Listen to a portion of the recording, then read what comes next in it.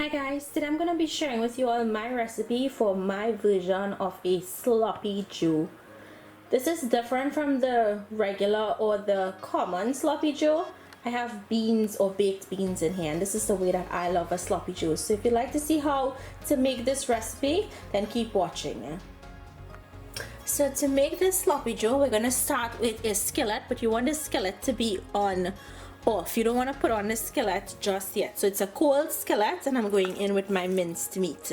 And now that it's spread out, I'm going to put it on a medium heat or a medium high heat.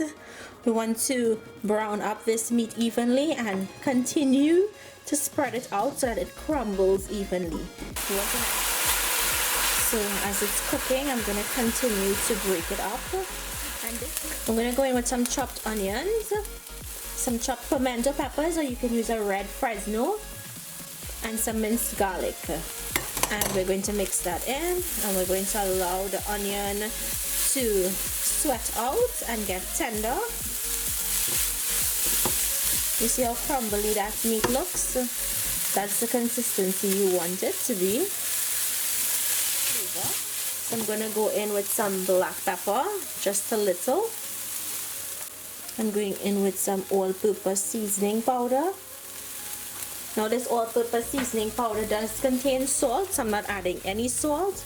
When it's finished cooking, I'll taste and adjust. So I'm going to allow this to cook out here. Cook down here until it's more brown. The meat has to brown a little more, so it will take about 5 to 8 minutes.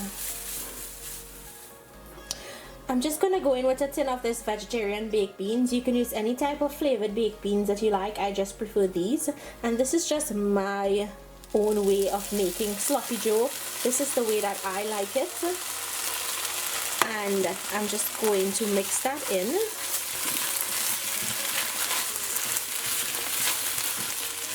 I'm going to go in with some tomato sauce, just about 1/4 cup.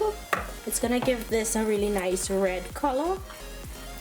Some people like adding tomato ketchup. You can add that also if you'd like. And now we're going to allow this to cook down in here for about 10 minutes. So guys, this is the consistency you're looking for, a thick sloppy consistency. You don't want it to be too runny, or else it will just run off the bread. You see how it's staying on the spoon? That's what you want, nice and thick. So I'm plating this without any accompaniments like lettuce and stuff, but if that's something you like to put in your sandwich, by all means feel free to. And you guys see how perfect it looks? That's the consistency you want. When you bite into it, it will leak out the sides, but this is how you want it to look like.